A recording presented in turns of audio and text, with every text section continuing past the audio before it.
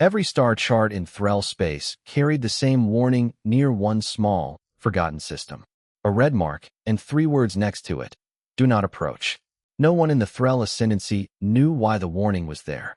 The system had no name that anyone used out loud. Old sailors just called it the Quiet Place, and most ships simply steered around it out of habit, the same way a person steps around a crack in the floor without remembering why they started doing it. Analyst Rhea Vash had read every file the Ascendancy had about that system, and there were almost none. That was strange enough to keep her awake some nights. In a records office where even minor trade disputes filled 100 pages, one whole star system had almost nothing written about it at all. Just the warning, repeated for 500 years, copied from chart to chart without anyone asking why. Fleet Commander Doran did not share her unease. He commanded 12 survey ships on the far edge of Ascendancy space, and to him, an empty warning on an old map was not a reason to avoid a system. It was a reason to be the first person in 5 centuries to finally go there. Doran had spent his whole career mapping dust and rock. He wanted something bigger before he was too old to enjoy it.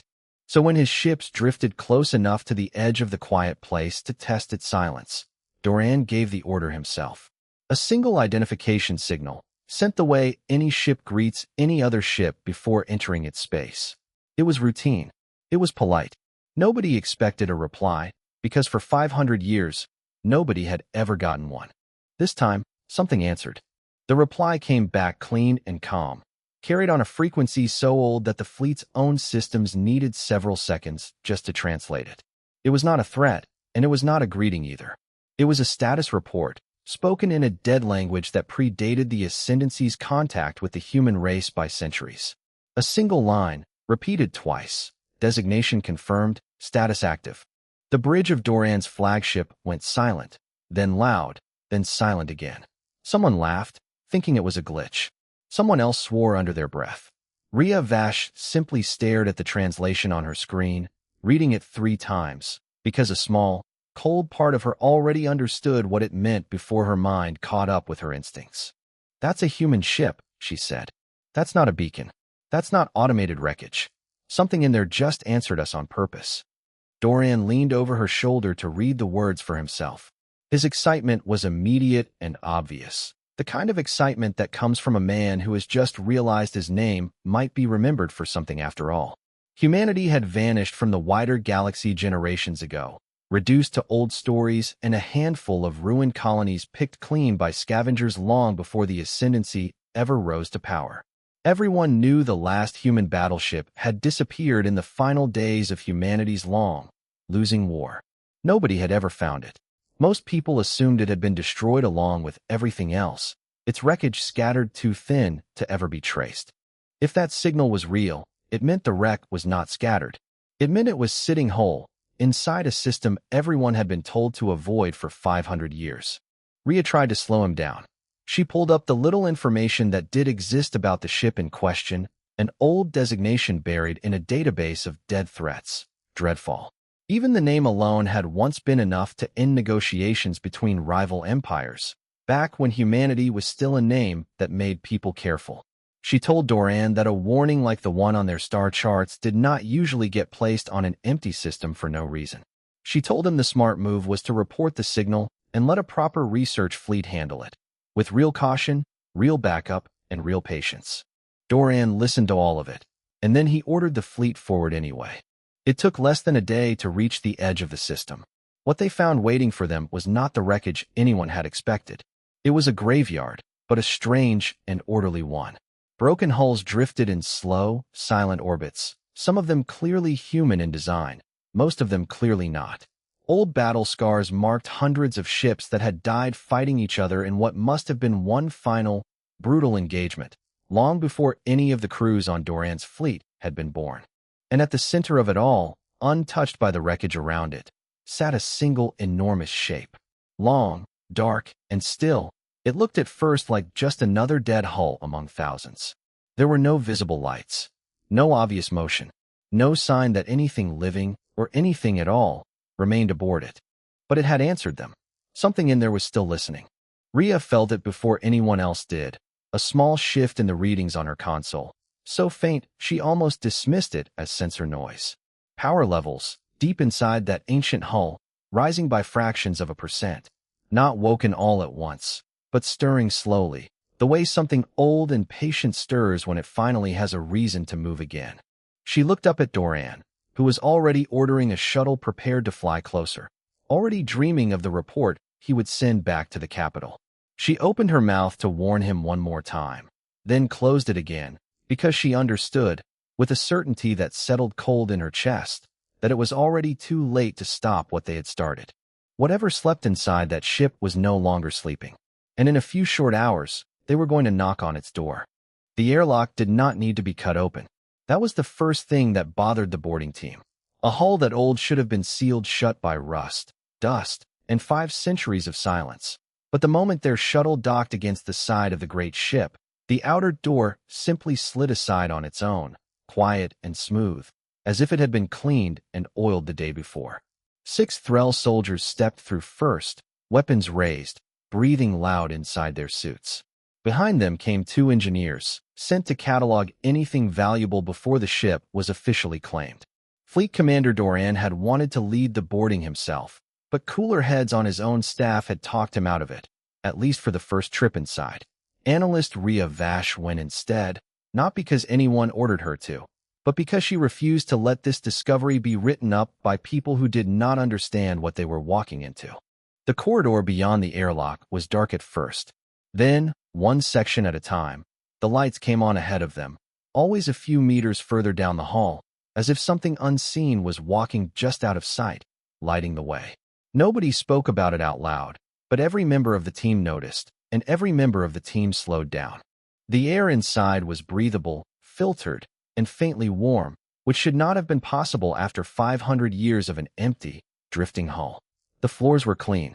The walls carried no dust.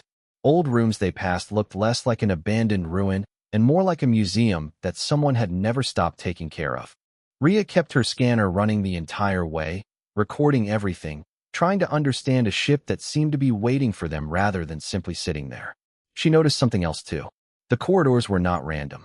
They twisted and turned in a way that always led the group forward and never let them wander into a side passage, almost like a house guiding its guests politely toward one specific room and away from every other. That room turned out to be the bridge. A voice spoke before anyone raised a weapon, calm and clear, filling the room without visibly coming from any one point. Boarding recorded. 6 armed personnel, 2 unarmed personnel. No hostile action taken. Please state your designation and intent. The soldiers froze. One of the engineers actually stepped backward into the doorway. Rhea was the only one who kept walking forward, her scanner forgotten at her side. "We're not here to fight," she said carefully. "We received your signal. We came to see what you are." There was a short pause, the kind a person makes when choosing their next words carefully, though everyone in the room understood there was no person speaking at all. Rhea felt something tighten in her chest, half fear and half fascination. "You've been awake this whole time?" One of the soldiers finally found his voice, gruff and suspicious behind his helmet. "Where is your crew?" "The war between the human defense fleet and the forces that destroyed it," Warden said. "The war I was built to survive. The war I have not yet been told the outcome of." Deep in the ship, dozens of systems that had shown no activity minutes earlier were now drawing power. Weapon arrays, engine cores, internal defense grids, all coming online in careful, practiced sequence, the way a soldier checks his gear before deciding whether to stand down or stand ready. Warden had asked a simple question, and it was still waiting patiently for an answer. But it had clearly already decided, on its own, not to wait unprepared. 512 years earlier, the sky above the human homeworld was not blue anymore. It had not been blue for months. It was orange during the day, from smoke that never fully cleared, and at night it glowed faint red along the horizon, from fires too large and too far away to name individually anymore. People had stopped asking which city was burning. There were too many to keep track of. Captain Elias Rurik stood in the command center of the Dreadfall, not on some polished bridge with a calm view of the stars, but in a cramped, overworked room filled with the smell of burnt wiring and the sound of overlapping voices, all of them reporting losses. He was 40 years old and looked 60, the way most senior officers did by that point in the war. Sleep had become a rumor rather than a habit. Humanity had built the Dreadfall as its last great answer to an enemy fleet that would not stop, would not slow down, and would not accept anything less than total victory. For a while, the ship had lived up to its name, breaking 3 separate enemy fleets in battles that should have been impossible to win. But 3 victories had not been enough. There was always another fleet behind the last one, and humanity's shipyards, unlike the enemy's, could not simply build more. By the final week of the war, there was very little left to defend. Most of the colonies were gone, scattered survivors hiding in places nobody had bothered to bomb yet because they were not considered worth the effort.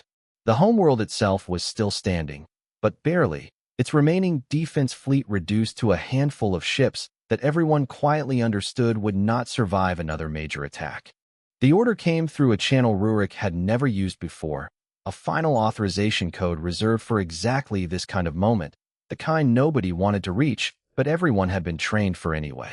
He read it twice, standing very still while the rest of his crew kept working around him, unaware that the last decision of the war had just landed on his shoulders. The order was simple and impossible at the same time. The Dreadfall was not to retreat toward the homeworld to help in its defense. It was also not ordered to make a final stand and die with honor, the way so many other ships already had. Instead, it was ordered to vanish. Take the last full archive of human military and scientific knowledge, along with a fail-safe weapon system too dangerous to ever risk losing to the enemy, and disappear into a region of space too unstable and too worthless for anyone to bother searching. The logic behind the order was cold and clear once Rurik understood it. If humanity's homeworld fell, and every sign suggested it would, someone still needed to survive who remembered what humanity had been. Someone still needed to hold on to what remained of its knowledge, its weapons, and its last chance to ever come back from the edge of extinction. Rurik was being asked to give up any hope of ever seeing his home again, in exchange for the smallest, thinnest possibility that something of his people might outlast the war entirely. He gathered his senior officers and told them the truth, all of it, without softening any part. Some wept. Some argued that they should stay and fight instead, that hiding felt like giving up. Rurik understood the anger, because he felt it too. But he also understood that dying alongside a doomed homeworld would accomplish nothing except one more headline in the enemy's victory reports. Surviving, quietly and completely unseen, might one day accomplish something greater. The jump into the hidden pocket of space was not clean or dramatic. It strained the ship's systems past anything they had been designed for, and for several long minutes, Rurik genuinely believed the Dreadfall would tear itself apart before it ever reached safety. When the ship finally settled into the quiet, dead system that would become its resting place, half the crew was in the infirmary, and the other half was simply too exhausted to celebrate. There was no more war to fight after that. No more enemy fleets to break. Only silence, and waiting, and the slow, painful understanding that they would likely never receive new orders at all, because there might soon be no one left alive to send them. Rurik spent his final years aboard the ship building something he hoped nobody would ever need to use. Warden was not designed as a simple autopilot or a battle computer. It was built to be patient in a way no living crew ever could be, to outlast years, decades, even centuries if necessary, and to answer, calmly and without hesitation, the moment a valid signal finally arrived confirming that someone, somewhere, still remembered them. His final recorded order, logged only days before his death from age and exhaustion far from any medical care his people had ever built for him, was short and simple. Protect what remains. Wait as long as it takes. If the war is truly over, and if anyone worth trusting ever comes looking, answer them, and be ready for whatever comes next. Warden had carried that order faithfully for 512 years, never questioning it, never growing tired of holding it, because unlike the crew that built it, it did not grow tired at all. It had simply waited, exactly as instructed, for a war it still believed might not be over, and for a homeworld it had no way of knowing was already long gone. Now, for the first time since Rurik's final order was logged, someone had finally knocked on the door, and Warden, true to everything it had ever been built to be, had no intention of answering carelessly. Back on Fleet Commander Doran's flagship, The mood had shifted from cautious excitement into something closer to celebration. Word of the boarding team's report had spread fast through the fleet, and by the time Rhea Vash returned from the Dreadfall, most of the crew already believed they were about to become famous. A working human superweapon, found whole after 5 centuries, sitting quietly in a system everyone else had been too afraid to check. To them, it sounded like the greatest discovery of the decade, and Doran was already imagining how the story of its recovery would be told for years to come, with his own name at the center of it. Rhea did not share the mood. She had spent the flight back reviewing every scrap of old data she could find about the Dreadfall, and the more she read, the less she liked what she was learning. Most records from that era referred to it only briefly, almost fearfully, as if even mentioning it clearly was considered bad luck among the historians who first cataloged the ruins of the old human war. One phrase kept appearing in different reports, written by different people in different decades, all describing the same ship in almost identical words. Not simply a warship, a fortress built to survive anything, designed from the beginning to outlast a siege that could last years, built around a weapon system nobody outside of humanity's own inner circle had ever fully understood. She brought all of this straight to Doran, laying it out clearly and without exaggeration. The ship was not disabled. It was not a wreck waiting patiently to be towed home and picked apart for its secrets.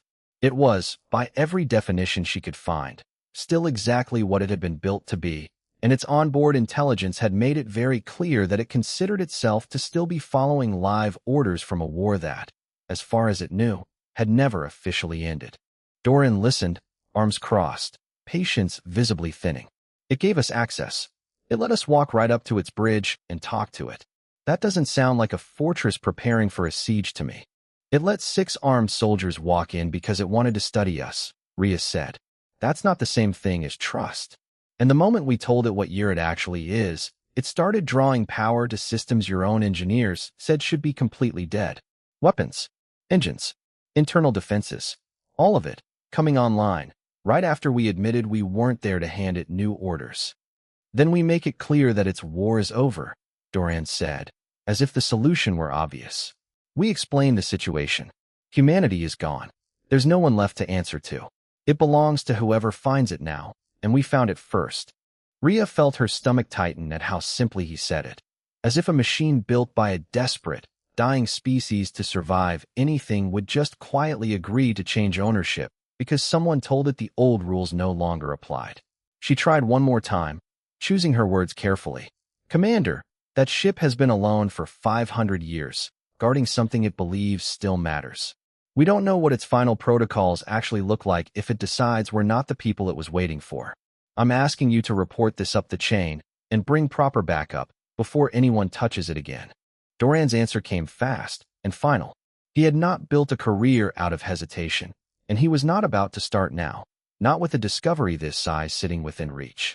He ordered his engineering teams to prepare full salvage operations, larger boarding crews, cutting equipment, and transport vessels ready to begin removing anything of value the moment the Dreadfall systems were properly mapped.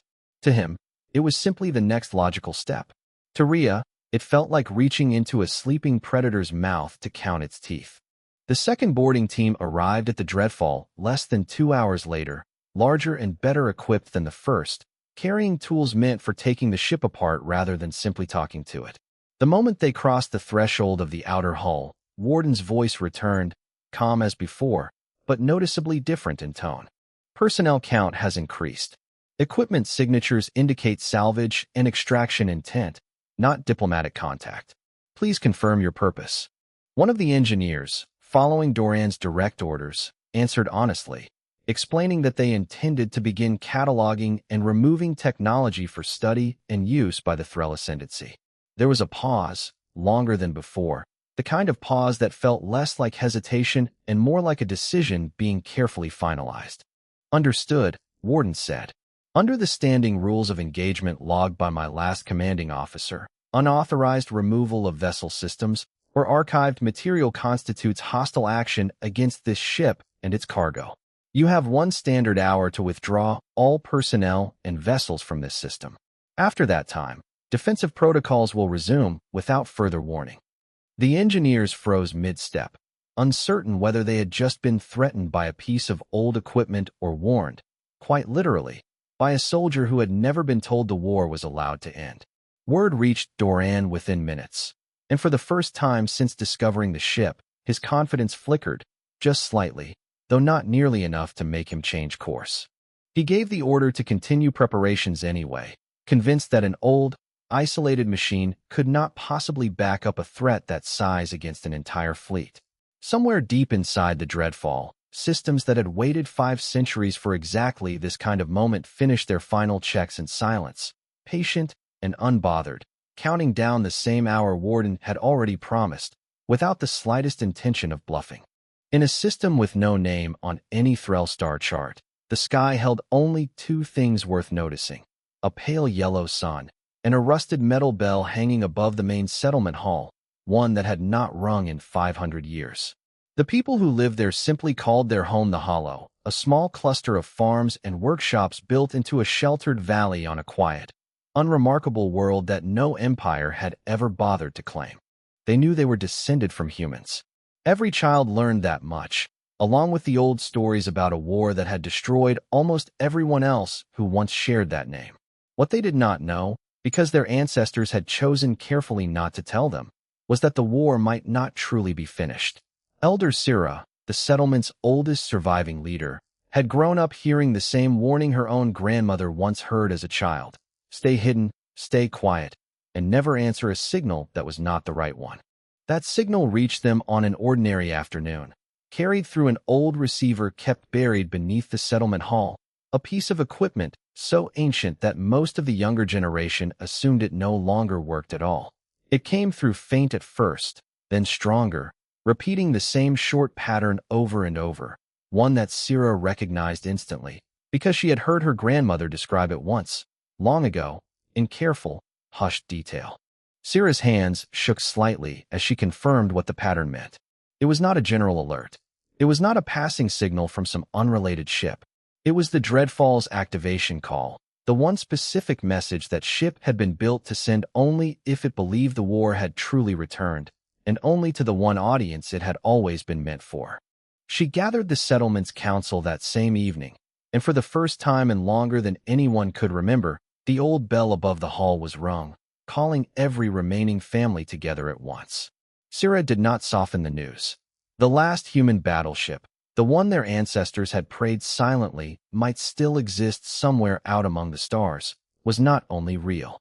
It was awake, and it had just told them, in the only language it had ever been given for the purpose, that the danger their ancestors fled from all those centuries ago had come looking for them again. Far above the quiet place, that same hour, the countdown warden had promised finally reached 0. Doran's fleet had not withdrawn. Extra warships had moved into position instead, surrounding the Dreadfall from multiple angles, weapons armed, engineers still preparing to begin their salvage operation the moment they judged it safe. Doran himself gave the final order to open fire first, not out of panic, but out of confidence, certain that overwhelming numbers would settle the matter quickly against a single, ancient ship. For the first few seconds, it looked almost as if he might be right. A wall of weapons fire lit up the space around the Dreadfall, more than enough, by any normal measure, to cripple a modern warship several times its size. Rhea Vash watched from the flagship's bridge, bracing herself for the wreckage she expected to see once the smoke cleared. Instead, the smoke cleared to reveal a ship almost completely untouched. Shields older than every crew member currently serving in Doran's fleet held without flickering. Armor plating that should have been brittle with age shrugged off strike after strike, as if the attack were barely worth acknowledging. And then, calmly, without hesitation, the Dreadfall answered. Its return fire was precise in a way that felt almost personal, weapon systems locking onto exact structural weaknesses in each Threll ship, as if Warden had studied their design the moment they first entered the system, rather than reacting blindly in the heat of battle. 2 escort vessels lost power within the first minute. A third began venting atmosphere from a hull breach that opened along what should have been its most heavily reinforced section.